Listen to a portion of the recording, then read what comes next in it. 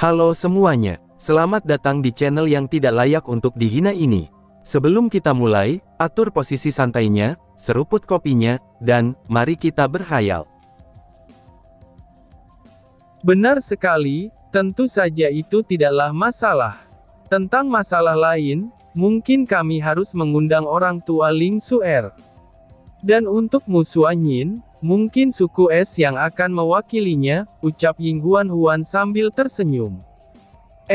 Apakah harus begitu? Tanya Lin Tian dengan bingung. Tentu saja harus begitu. Apakah kamu pikir pernikahan itu seperti menikahkan 2 ekor kucing? Balas Ying Huan yang agak marah kepada Lin Tian.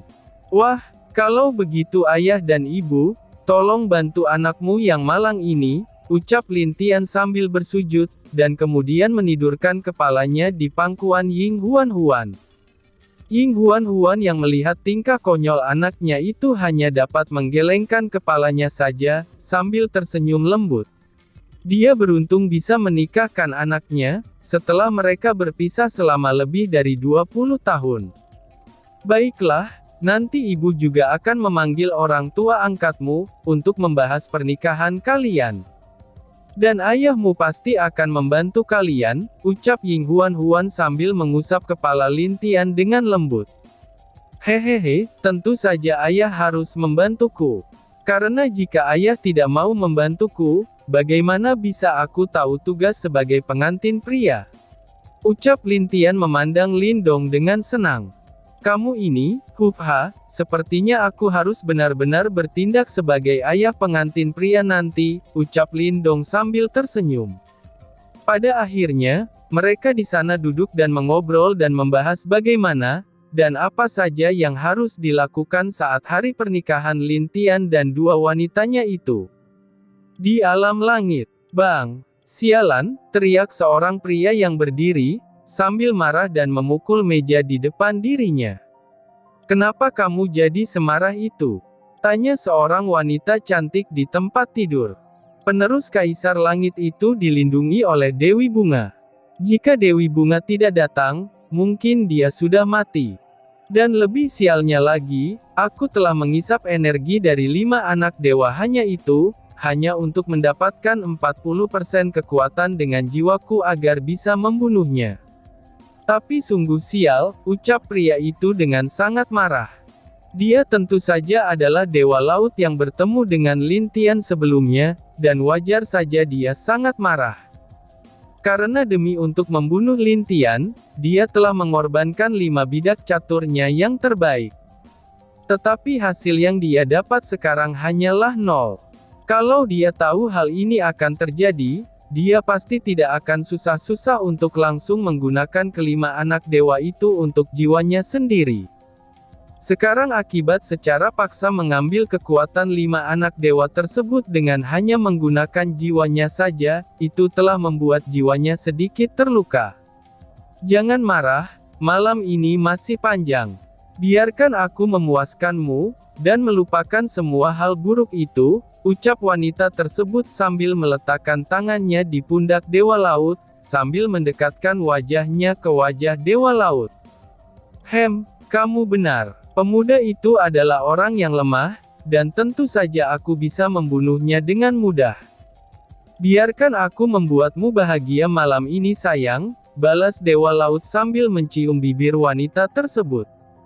Lalu keduanya berciuman cukup lama, sebelum Dewa Laut membawa wanita itu ke kasur, untuk memulai sesuatu hubungan di antara mereka berdua.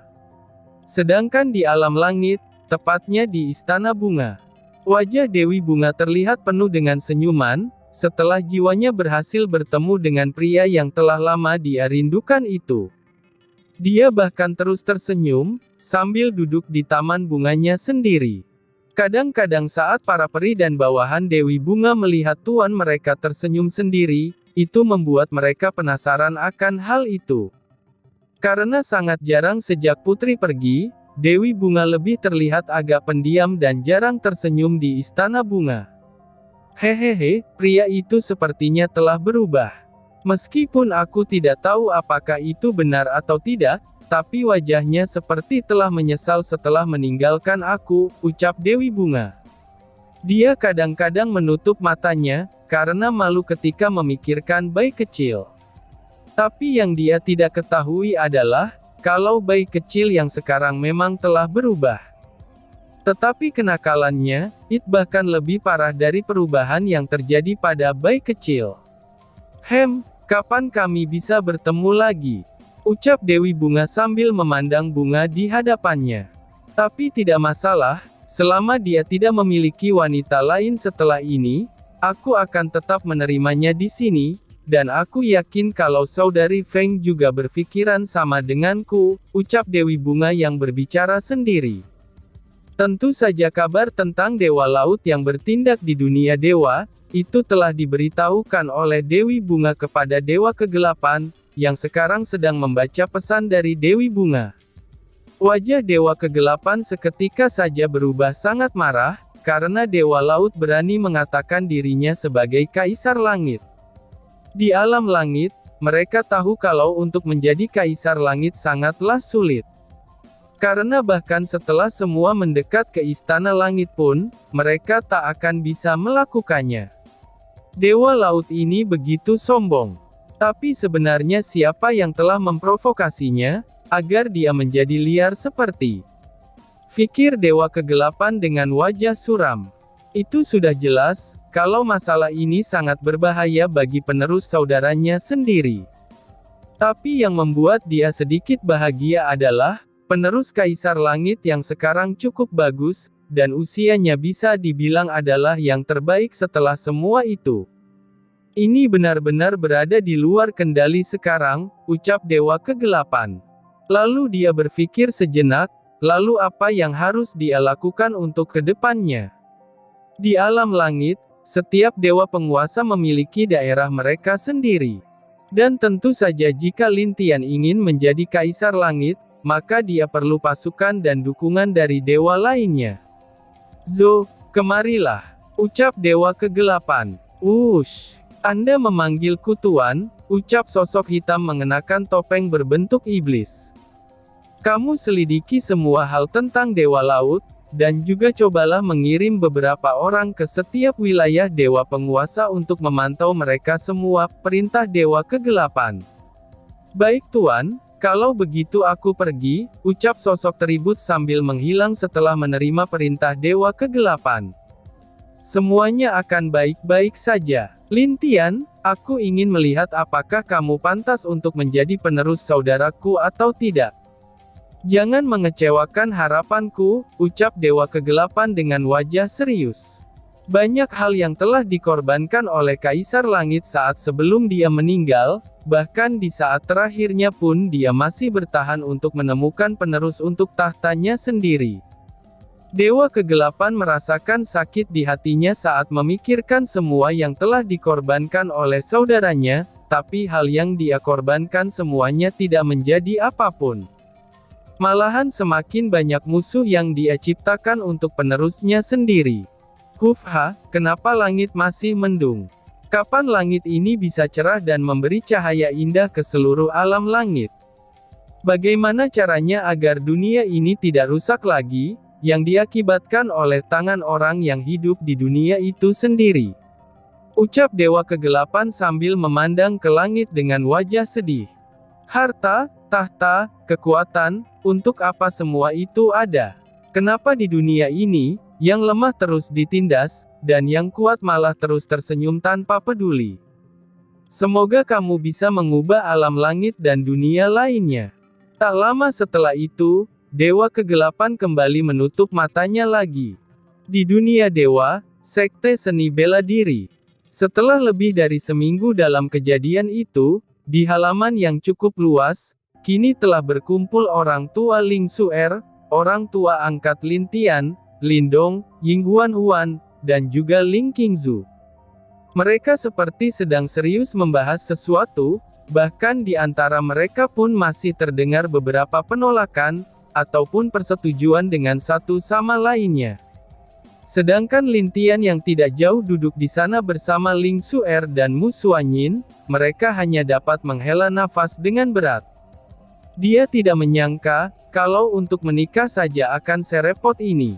Dari pagi sejak semua orang tua itu berkumpul sampai sekarang, mereka belum dapat menentukan bagaimana acara pernikahan Lin Tian nanti. Jika nanti anak-anakku menikah, apa aku akan seperti mereka? Ucap Lin Tian sambil menghela nafas.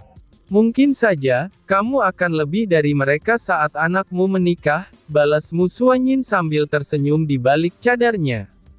Ling Xuer juga mengangguk setuju dengan perkataan Mu Xuanyin. Mereka tahu lebih jelas dengan sifat Lin Tian yang sangat menyayangi keluarganya, dan pasti kelak jika anak-anaknya menikah, mungkin Lin Tian akan melebihi dari orang tuanya sekarang. Apalagi, jika anak Lin Tian nanti adalah perempuan. Meski sekarang Lin Tian punya Lin Ruer, dan itu pun bisa dilihat dari Lin Tian yang sering menegur Lin Ruer dalam beberapa hari ini. Benarkah? Mungkin kalian salah. Ucap Lin Tian dengan sedikit aneh. Salah? Bukankah dalam beberapa hari terakhir ini kamu lebih banyak bicara, karena melihat Ruer dengan memakai pakaian yang indah, serta melihat beberapa sifat Ruer yang sudah mulai dewasa? Tanya Mu Xuanyin sambil mencubit pinggang Lin Tian. Itu kan wajar saja. Aku adalah seorang ayah, dan Ruer adalah anakku. Balas Lin Tian. Tapi setelah Lin Tian mengatakan hal itu, kedua wanita tersebut hanya dapat menggelengkan kepala mereka saja. Dengan ini saja, itu sudah jelas kalau nanti saat anaknya dewasa, Lin Tian pasti akan jadi sangat sensitif. Lin Tian pun tidak sadar, kalau dia sudah mulai sensitif jika melihat Lin Ruer yang bersikap tidak sesuai dengan apa yang dia pikirkan. Meskipun itu adalah instingnya sebagai seorang ayah, tapi tetap saja kemungkinan besar jika ada pria yang dekat dengan Lin Ruer, pria tersebut pasti akan sangat menderita. Bagus. Aku setuju dengan idemu saudaraku, ucap Lin Dong dengan memberi jempol kepada Lin Hao. Para wanita di sana sedikit mengerutkan keningnya, setelah mereka mendengar rencana yang diusulkan oleh Lin Hao, yang ingin mengadakan pernikahan antara Lin Tian dengan Mu Xuanyin dan Ling Xuer secara bersamaan. Hal itu belum ada yang melakukannya di dunia dewa, bahkan biasanya seseorang akan menikah setelah beberapa hari pernikahan mereka. Bahkan ada juga beberapa orang, yang hanya menjadikan wanita kedua sebagai selir. Tapi tentu saja untuk menjadikan Ling Xuer atau Mu Xuanyin sebagai selir, pasti akan ditolak oleh para wanita itu. Termasuk Ling Qingzu dan Ying Huan, mereka akan menolak dengan tegas hal semacam itu. Karena dulu saat mereka berdua menikah, Ling Qingzu lah yang menikah dulu dengan Lin Dong, dan Abrulak dengan Ying Huan setelah beberapa tahun kemudian. Itu dikarenakan ada beberapa hal yang harus Ying Huan pertahankan, sebelum dia bisa melepaskannya kepada Lin Dong. Baiklah, kita akan melakukannya seperti yang kalian suka, ucap Ying Huan yang mengalah pada akhirnya. Wanita lain juga mengangguk, kalau mereka setuju dengan rencana yang diusulkan oleh Lin Hao. Kalian tahu sendiri kan, kalau Lin Tian pasti akan berpikiran sama dengan yang aku katakan itu. Karena dia pasti tidak ingin membuat salah satu dari wanitanya kecewa, ucap Lin Hao lagi. Mendengar ucapan itu, semua orang memandang ke arah Lin Tian dan dua wanitanya berada. Lalu, mereka melihat Lin Tian hanya tidur di pangkuan Mu Xuanyin sambil tersenyum. Sedangkan Mu Xuanyin dan Ling Xuer, mereka hanya saling mengobrol satu sama lain di sana, dan terlihat jelas kalau kedua wanita itu sungguh lengkap bagi Lin Tian. Melihat kejadian itu, semuanya tersenyum lembut. Lalu, mereka mulai lagi tentang masalah bagaimana acara pernikahan Lin Tian. Hal itu pun tidak ada yang tahu, kapan selesainya yang membuat Lin Tian sampai bosan. Lin Tian mengeluarkan pi kecil dari kalung binatangnya, kemudian sambil tersenyum misterius, dan dia memberikan tugas kepada tikus kecil yang terlihat sangat menggemaskan itu. Pi, ucap Pi kecil sambil memukul-mukul dadanya. Lalu Pi kecil pun langsung pergi, dan menjalankan perintah yang telah Lin Tian berikan padanya. Melihat tikus kecil yang pergi itu, Mu Xuanyin dan Ling Xuer saling memandang, karena mereka tidak mengerti apa yang akan dilakukan Lin Tian sekarang. "Apa yang akan kamu lakukan?" tanya Mu Xuanyin kepada Lin Tian dengan wajah penasaran. "Nanti kalian akan tahu," balas Lin Tian sambil tersenyum misterius. Keduanya tidak dapat berkata-kata lagi, dan Lin Tian membuat mereka sangat penasaran. Sebenarnya apa yang telah diperintahkannya kepada Pi kecil? Sedangkan di suatu tempat yang tidak jauh dari sekte seni bela diri, Pi kecil muncul di sebuah sungai yang mengalir cukup deras, dan sungai itu terlihat sangat indah dan sangat jernih. Melihat sungai yang cukup besar tersebut, Pi kecil hanya tersenyum. Dia kemudian mengeluarkan sebuah peluit dari cincin yang ada di lehernya. Prut prit prit, banyak monster iblis yang langsung mendekat ke arah Pi kecil, meski kekuatan mereka tidak sekuat Pi kecil yang berada di alam kaisar, tapi mereka bisa dibilang cukup kuat di tepi hutan sekitar sana. Tak berselang lama, ada juga beberapa monster alam dewa yang muncul di depan Pi kecil. Setelah merasa cukup, Pi kecil memberikan perintah kepada monster tingkat dewa itu untuk menjaga setiap sekitaran sungai. Lalu, para monster lain memasang benda yang telah dia bawa di dalam cincin, yang berada di lehernya tersebut. Semuanya tentu saja telah diberikan oleh Pi kecil, yang sebelumnya telah dikasih kepada Pi kecil. Sampai pada malam harinya, semua monster baru selesai memasang semua barang yang telah Pi kecil berikan kepada mereka semua. Semua monster tingkat dewa masih menjaga di sepanjang sungai, itu mereka lakukan agar tidak ada yang mendekat. Lalu setelah merasa telah selesai, Pi kecil berlari kembali ke tempat Lin Tian berada. Malam itu Lin Tian bosan, ketika melihat bagaimana orang tuanya masih belum selesai menentukan acara. Lin Tian segera membawa kedua wanita itu, dan duduk di puncak yang telah diberikan ayahnya kepada dirinya untuk ditinggali. Tak lama setelah itu, Pi kecil kembali dan langsung memberitahu Lin Tian, kalau apa yang telah dia perintahkan sudah selesai dengan baik. Melihat bagaimana tingkah Pi kecil, Lin Tian hanya tersenyum. Dia kemudian menarik kedua tangan wanita itu, dan terbang keluar dari sekte seni bela diri bersama-sama. "Kemana kita akan pergi malam-malam begini?" tanya Mu Xuanyin sambil sedikit mengerutkan keningnya, ketika dia melihat wajah Lin Tian yang penuh senyum. Dan tiba-tiba saja bersambung. Sekian dan terima kasih banyak.